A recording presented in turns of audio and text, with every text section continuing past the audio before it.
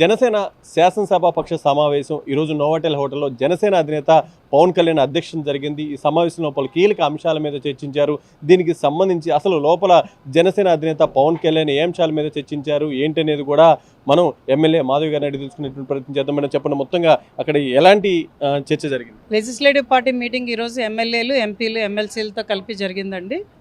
ఈ పార్టీ పరంగా మనకి పవన్ కళ్యాణ్ గారు మనం గ్రామీణాభివృద్ధి ఎలా చేసాం, మా నియోజకవర్గాల్లో ఎటువంటి అభివృద్ధి పనులు చేసాం, ఎన్ని వేల కోట్లతో చేసామన్నది, ఎన్ని లక్షల కోట్లతో చేసామన్నది మాకు ఇచ్చారండి. ఆ నివేదికను కూడా మాకు ప్రత్యేకంగా ఇవ్వడం జరిగింది.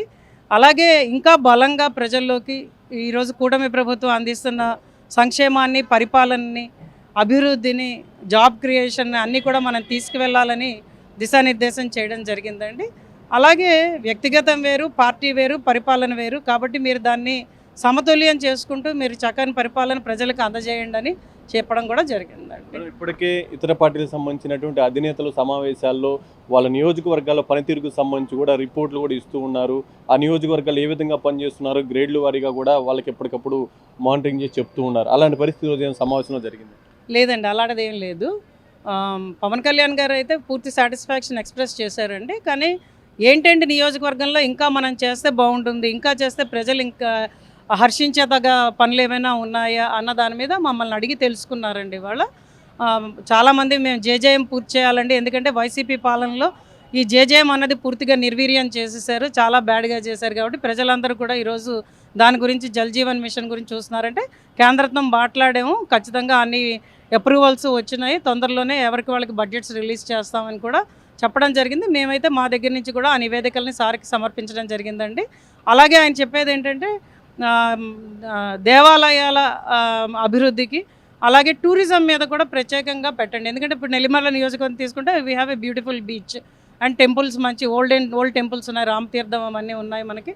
కాబట్టి దాని మీద ప్రత్యేకమైన దృష్టి పెట్టి ముందుకు వెళ్ళండి అని కూడా ఆయన మాకు ఈరోజు చెప్పడం జరిగింది. ముఖ్యంగా నియోజకవర్గాల పునర్విభజనకు సంబంధించి మీ యాక్షన్ ప్లాన్ ఏ విధంగా ఉండబోతుంది? నియోజకవర్గ పునర్విభజన గురించి ఇంకా it's too early to talk అండి. ఎందుకంటే సెన్సస్ అవన్నీ అవుతాయి కాబట్టి దాని గురించి పవన్ కళ్యాణ్ గారు ఏ స్టాండ్ తీసుకుంటారో దానికి మేము కట్టుబడి ఉంటామండి.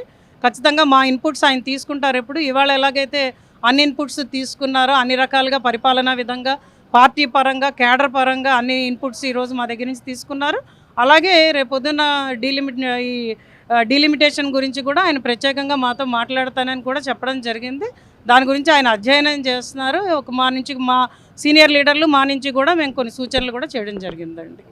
ఇది మొత్తంగా చూసుకుంటే ఏదైతే జనసేన శాసనసభాపక్ష సమావేశంలో ఈ విధంగా పలు కీలక అంశాల మీద జనసేన అధినేత పవన్ కళ్యాణ్ ఇరు సభ్యులతో కూడా మాట్లాడారు. ముఖ్యంగా నియోజకవర్గాల పునర్విభజనకు సంబంధించి కూడా పూర్తి స్థాయిలో కమిటీని ఏర్పాటు చేసి ఆ కమిటీ ఇచ్చేటువంటి సలహాలు, సూచనలు అవుతున్నాయి వాటన్నిటిని కూడా కేంద్రం దృష్టికి తీసుకువెళ్లే విధంగా కూడా జనసేన ముందుకు వెళ్ళబోతుంది. మరోపక్క జనసేన ఎమ్మెల్యేలు నియోజకవర్గాల్లో చేస్తున్నటువంటి అభివృద్ధికి సంబంధించి కూడా పూర్తి స్థాయిలో జనసేన అధినేత పవన్ కళ్యాణ్ సంతృప్తి వ్యక్తం చేశారు. వాళ్ళని అడిగి నియోజకవర్గాల్లో ఇంకా ఎలాంటి కార్యక్రమాలు చేస్తే బాగుంటుంది ఏంటి అనేది కూడా అధినేత పవన్ కళ్యాణ్ అడిగి తెలుసుకోవడం జరిగింది.